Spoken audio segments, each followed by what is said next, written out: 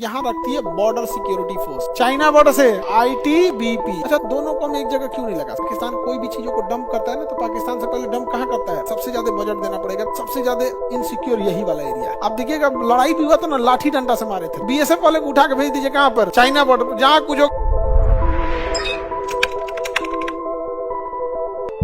नौसेना का जो सपोर्टिंग होता है, नौसेना का जो सपोर्ट में होता है वो कोस्ट गार्ड होता है। कौन सा होता है? Coast guard.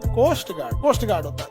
नौसेना का सपोर्ट कौन करता है? Coast guard. तो पास में रहती है कोस्ट गार्ड। कोई मछली वाली जहाज है, कोई तस्करी कर रहा है, कोई डूब रहा है, कोई बचाव अभियान है, किसी का कस्टम ड्यूटी क्लियरेंस कराना है, कोई कार्गो जहाज आ रही है, उस सारा चीजों को मेंटेनेंस कौन देखता है? कोस्ट। इनके पास बड़े हथियार नहीं होते, समझा कि नहीं?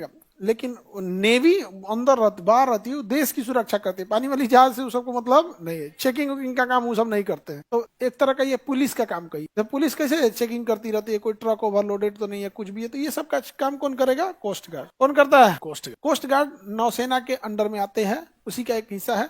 ये रक्षा मंत्रालय के कंट्रोल में रहता है। कोस्ट गार्ड किसके कंट्रोल में है? रक्षा मंत्रालय। बाकी सेनाओं के सपोर्ट के लिए भी पारा मिलिट्री। कैसी मिलिट्री है? पारा मतलब तो आधा, जैसे देखते हो ना, पारा मेडिकल, आधा मेडिकल। पारा टीचर मतलब कंप्लीट नहीं मिले हैं लोग जिनको, उसी पारा मिलिट्री। पारा मिलिट्री, पैरा नहीं, पैरा अलग होता है। पैरा मतलब तो पैरासूट वाले हो जाएंगे। पारा मिलिट्री कौन सा मिलिट्री? पारा में।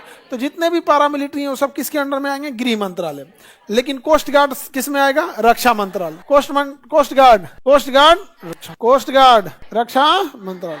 कोई दिक्कत? कोस्ट गार्ड रक्षा मंत्रालय के अंदर। पैरामिलिट्री किसके अंडर में? गृह मंत्रालय के। चलिए हम लोग कुछ पैरामिलिट्री को देखते हैं। जैसे यहाँ पर पाकिस्तान बॉर्डर है, तो यहाँ रखती है border security force, BSF, border security. Pakistan तो पहले इधर भी था, इधर भी लगती है बीएसएफ। तो बांग्लादेश और पाकिस्तान बॉर्डर पे कौन लगेगी? बीएसएफ लगेगी। क्या लगेगी?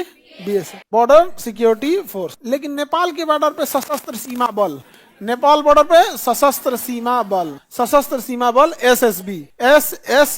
अच्छा, दोनों को हम एक जगह क्यों नहीं लगा? देखिए, सब चीज को ना डिमांड और जरूरतें अलग। पाकिस्तान बॉर्डर को अलग तरीके से चैलेंज, वहीं नेपाल बॉर्डर में अलग चैलेंज। वहां तस्करी बहुत ज्यादा है नेपाल के रास्ते। पाकिस्तान कोई भी चीजों को डंप करता है ना, तो पाकिस्तान से पहले डंप कहाँ करता है? नेपाल, और वहां से इजिली घुसा देता है इंडिया में। तो ये सब चीजें डंपिंग ये एरिया हो जाता है। समझ आ गया कि नहीं आ गया? वहीं अगर हम इधर देखेंगे म्यांमार के साथ, तो म्यांमार बॉर्डर पे ना यहाँ लगती है असम राइफल। क्या लगती है? असम राइफल सबसे पुरानी कौन है?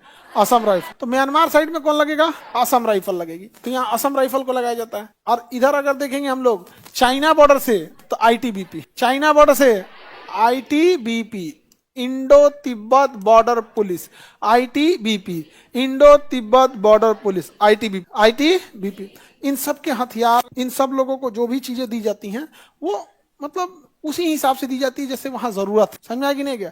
जिस हिसाब से जरूरत है उसी हिसाब से वहां प्रोवाइड कराए। अब चाइना के साथ पहाड़ी एरिया ज्यादातर क्या लगते हैं? पहाड़ी एरिया। उसी हिसाब से वहां माउंटेनियरिंग कोर्प्स को ज्यादा रखेंगे, वैसे सोल्जर्स की बहाली करेंगे, वैसा ट्रेनिंग देंगे जो पहाड़ों पे लड़ सके। वैसे ही असम राइफल को हम देंगे कि जो जंगलों में अच्छे से लड़ सके। अब बीएसएफ को अलग झमेला है। कश्मीर का एक साइड जंगल है, एक साइड पहाड़ है, एक साइड बर्फ है, हरियाणा मैदान है, राजस्थान रेगिस्तान है, कच्छ का रण दलदल है। अब वो कहां से देगा भाई? उसको तो सब चीज की ट्रेनिंग देनी है, तो बटालियन बना लेगा। ये बटालियन जो है रेगिस्तान में अच्छे लड़ेगी, ये बटालियन दलदल में, ये इसमें, तो मेन वो बना लेगा। सबको ट्रेनिंग सबका देगा, लेकिन एक फिक्स कर देगा। समझ आ गया कि नहीं? फिक्स कर देगा कि हाँ इस चीज का। जैसे कोई ड्राइवर है, खाना भी बना सकता है, तो आप उसे कुक नहीं कह सकते हैं। वो खाना अपने लिए भले बना ले रहा है, लेकिन मेन काम उसका क्या है? ड्राइविंग। उसी तरह ये अपने बटालियन के हिसाब से। इससे क्या होता है ना कि तैयारी उसी हिसाब से रहती है, किसको कितना बजट देना है। अब ऑब्वियस बात है, सबसे ज्यादा बजट देना पड़ेगा बीएसएफ। सबसे ज्यादा इनसिक्योर यही वाला एरिया है, हमेशा नौटंकी रहता है बीएसएफ। चाइना वाले के साथ आईटीबीपी। ट्रेनिंग अलग अलग होगी, किस पे कितना, किस लेवल पे होना है।